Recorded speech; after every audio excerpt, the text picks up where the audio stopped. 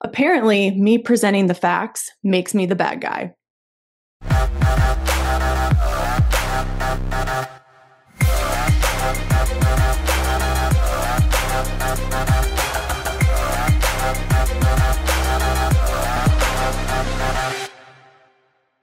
Hello, everyone. Welcome to another episode of the Strong Female Athlete Podcast. I'm going to get right into it today. I hate to be the bearer of bad news. It is probably the most painful part of a coach's job. Coaches listening, you get it. Parents listening, I am going to be very vulnerable today. Give me 1 second. Today's topic is all about speed, and maybe you have a female athlete who is slower compared to her other teammates, or maybe you have a female athlete who is fast and you're just sitting back, sitting pretty, and you're like, you know what? I don't even need to listen to this episode. So if you are a sports parent or a coach listening and you have slow female athletes, this episode is for you because I'm going to give you some hope today and also some raw, honest truth that might be hard to hear. Since I've been coaching for the past several years, I've had to give some very transparent conversations with sports parents about their daughter's speed. And sometimes there are girls who just are never going to be the fastest girl on their team. And I hate to tell parents this. I hate to tell parents, sorry, you gave your daughter very slow twitch genetics and she's just never going to be the fastest. Yeah, that is not a fun conversation to have with people. Don't get me wrong, though. I do say it a lot nicer. I articulate myself a little bit better.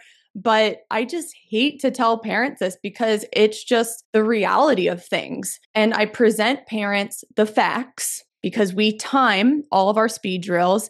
And I let parents know, hey, your daughter clocked their fly 10 at a 1.8 second as her baseline.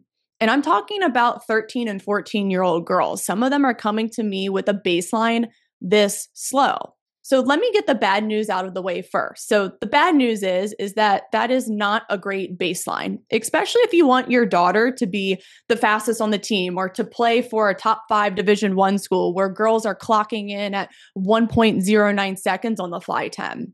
That's the bad news. As a speed coach, I can't get girls with a baseline of a 1.8 second or a 1.7 second at age 14.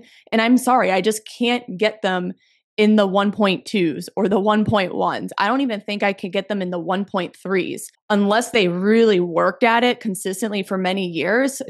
Maybe some people can, but it's very rare. So that's the bad news. And I actually had to have this conversation with a sports dad a few weeks ago about this because the coach of the team told the girl, and this has been an ongoing issue with this athlete. The coach keeps telling the girl, you need to get faster. You're too slow out there. You're too slow to the ball. And I kept getting email after email for the past several months from this dad. The coach keeps saying she's slow. She's training with you. And is it working? I just told him, I was like, hey, she has been improving for herself. She just needs to stick with it and not compare to her other teammates who are faster. So he sends me another email last week. So this is probably like the 5th email I've received about this. And I was like, all right, I'm done. I'm going to send him all of the data we've tracked over the past 10 months, where his daughter started and where we're at now. So I told him, hey, your daughter's baseline was in the high 0.18 seconds on the fly 10. When fast girls come to me for their assessment, I'm clocking them in at a 1.3 second baseline. So already your daughter is the slowest in her age group for that baseline. So already we are trying to trudge along uphill to get her really fast in comparison to her teammates. But then I told him the good news. I said, look, she has done so well. She's been one of my most consistent athletes in training. It's not that she isn't working hard because the coach made it seem like, oh, she's not training hard enough with Erica. She's still the slowest one out there, which is so far from the truth. And the girl believes that because she's like, well, I'm slow compared to everyone else. And the girl hasn't recognized that she has improved so much from her own baseline, which is what everyone should be focusing on. Because the truth is, speed is 70% genetic. So if you have someone who's at a really slow baseline. It's really hard to get them to be Usain Bolt, just being honest, or like an Alex Morgan or a Stanford women's soccer player who's running an 18 mile per hour or a 19 mile per hour speed. It's really hard to get them to that level because genetics aren't really on their side. And again, not an easy conversation to have with a parent, but needs to be had so everyone understands what's going on. But speed is also 30% trainable. That's amazing news. That gives us a lot of hope. So that means girls can improve for themselves. So this girl started at a 1.8 second 10 meter fly. And when I tell you guys that is slow, it is like we're running uphill slow. It is like we are running through mud slow. It is like we are pushing a boulder uphill slow. Like that's how slow it is. And yes, that is the bad news in this situation.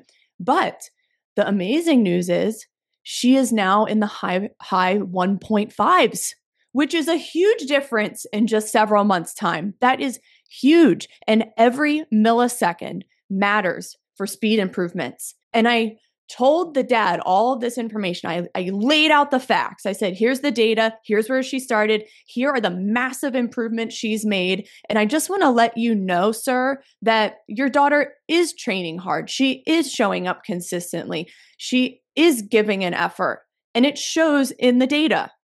For all the parents listening, I highly encourage you, if you have a daughter who's at least age 13 or 14, maybe 14 if she's later on rounding out that growth spurt, start timing.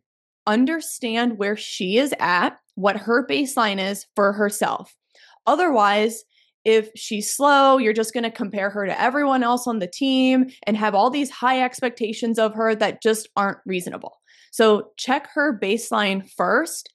And what I want you to compare is not to others, but to who she was yesterday, to who she was several months ago. Has she improved her speed from her baseline?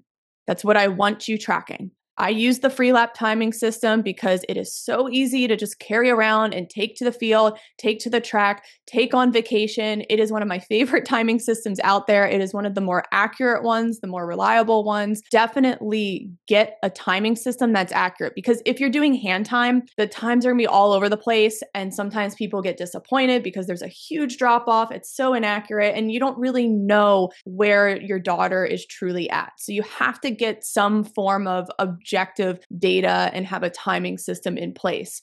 And I recommend you track this for many years. Don't just whip out the timing system for a month's time and you're like, she hasn't improved. Look, speed PRs are very hard to come by. I have girls who PR maybe once a month in the summer off season because we are training a lot then. But then during the season, the rest of the year, when girls are really training speed 1 to 2 times a week, those PRs, they come every now and then. But when they do come, it's exciting and it encourages girls to keep showing up because like speed coach Tony Holler says, speed grows like a tree. It's a very long process. You have to nurture it. You have to keep showing up. You have to keep doing your strength training, your sprint exposure work, your plyometric work. Keep showing up. I can't save you if you are only doing speed for all but 1 or 2 months and then you don't see me the other 10 months of the year. I can't save you. No one can save you. So speed must be a priority year round. And for those of you who have listened to my Division I speed standards episodes, I'm going to link some of them below if you need a reminder, but these teams are training speed in season. They train it 1 to 2 times a week, where they're running at least a 90% half field sprint, really opening up the legs, getting that sprint exposure, working on good form, upright posture, and really nailing down the arm technique. And then they're getting that fast twitch input. They're running it at 100%. They're timing. They're looking at the GPS data. Data. That's what you want to look at. Otherwise, you have no clue if your daughter is improving. Again, I want you to focus on, is your daughter improving for herself?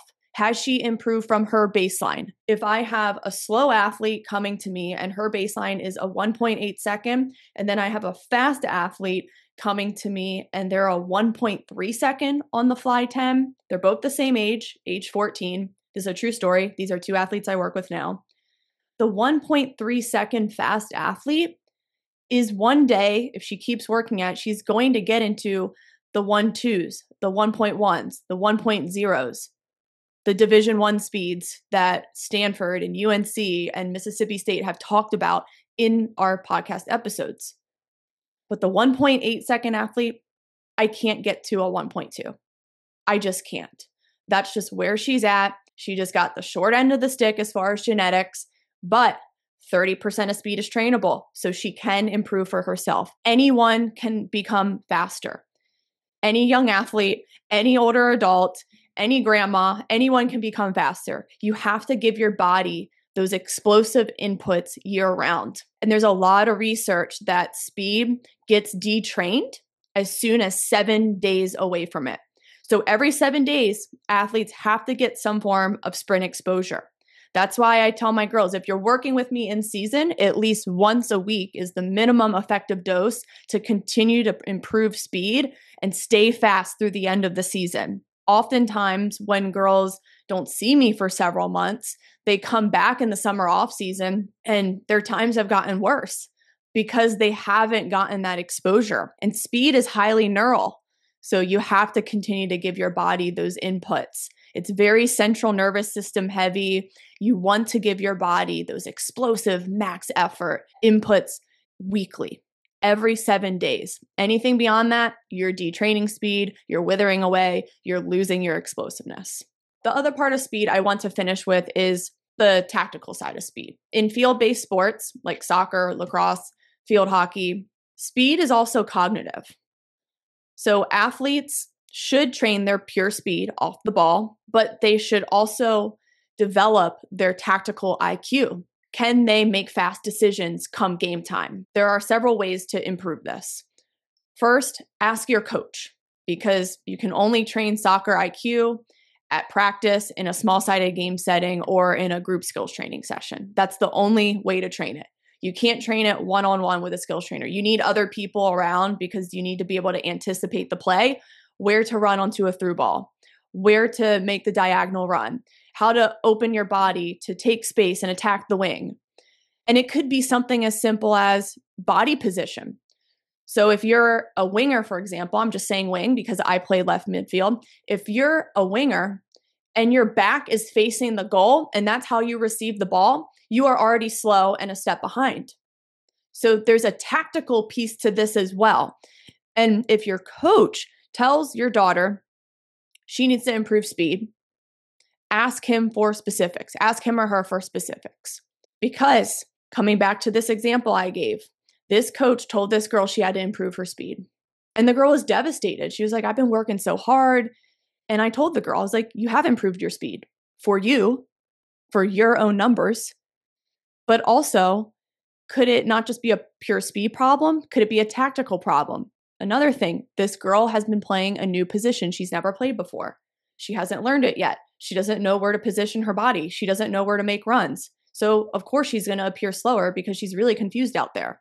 So when a coach tells your daughter, this is my biggest pet peeve, is just giving this vague, excuse my language, bullshit feedback to your daughter like, oh, you need to improve fitness. You need to improve speed. It's like, give me specifics on what I need to work on. And in this case, this girl doesn't need to improve pure speed as a priority because we've already done that. So now she just needs to learn this new position she's playing. And that comes back to it being coached in practice in a tactical setting, because speed is also tactical too. Even with slower athletes, if they can anticipate the play and think 2 steps ahead of their opponent, they can still outrun someone. Okay, so that's why we have to train both of them, pure speed and tactical. There's hope. There's hope for athletes who are a little bit slower than others if they can think fast. Now, some other ways to train this. So you want to ask your coach for specifics. You want to constantly ask for feedback within practice. Hey, coach, how should I open up my hips? Or, how should I position my body? Or should I make my run when my center midfielder has the ball? And just understanding the game. My second piece of advice is know your position and watch soccer. Study the game. Study how the best players in the world are playing the position and how they're moving off the ball. Don't just pay attention to the on-the-ball work. How are they moving off the ball? What runs are they making ahead of the play? If you're a forward, I highly recommend you watch Jordan Dudley Or if you're a midfielder, Katie Fossey from UNC, study these girls, study the game. So that's tip number 2 to improve tactical speed. And then the third one, this is my favorite one because this helped me so much going into college and getting ready for that faster pace of play, was playing with boys. Before I went to college at Johns Hopkins University, I played twice a week pickup soccer with Division I men's players. Is that game more fast paced than the women's game? Absolutely is. It doesn't make men better than women, but it just is. It just is a faster paced game. So I was forced to play 1 and 2 touch.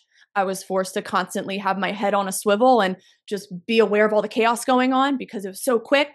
That helped me become better at my soccer IQ and think faster and anticipate. No amount of rehearsed skills training or just doing slow pace skills work is going to help you think faster in a game.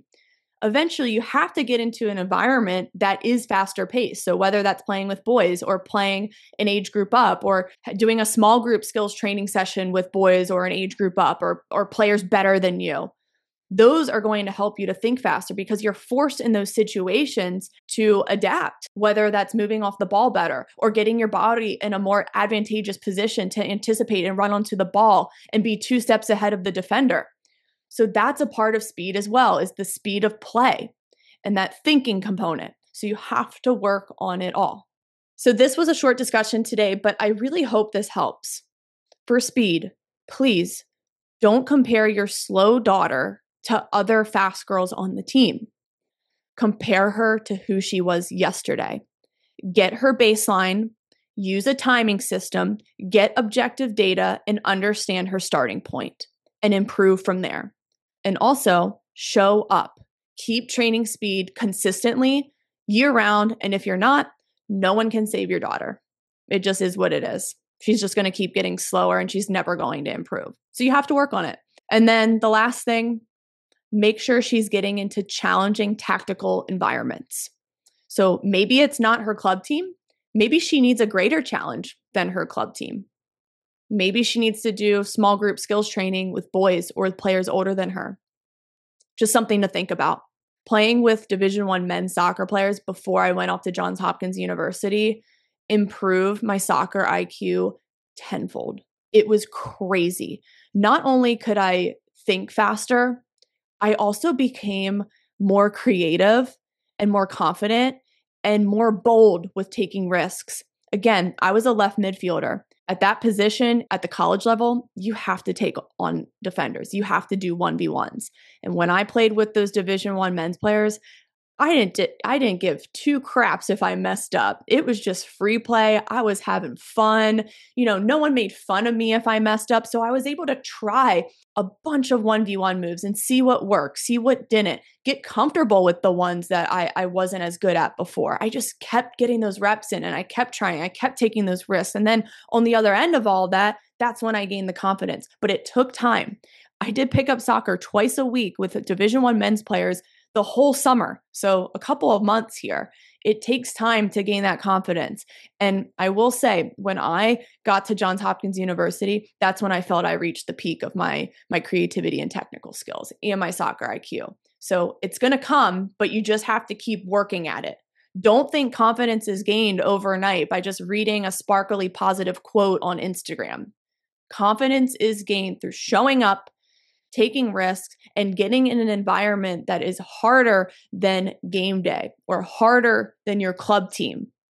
That's all I'm going to say about that. Guys, thank you so much for listening. If you want to try a starter speed program for a couple of months just to get some reps under your belt, I linked it in the caption below. And then once you're done with it, feel free to continue and recycle the program for a little bit longer to get that speed stimulus.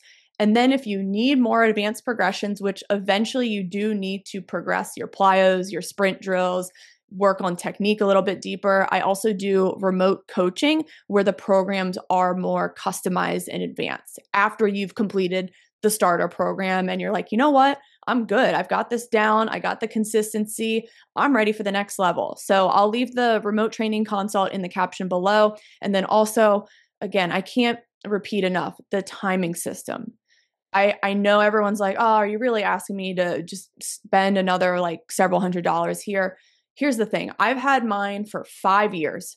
Yes, I'm a speed coach. I use it with my own athletes, but I also still speed train myself. I train with Team USA Track. I participate in track meets still. So I'm still using it myself for my own training because I truly believe that sprinting is the fountain of youth and longevity and just vibrant health. So I use the free lap timing system, and it was worth the investment because I've been using it for several years for my own training and for my athletes. So if you have a daughter who's age 13 or 14 and she wants to play in college or pro, then just invest in it because she's going to have it for many more years.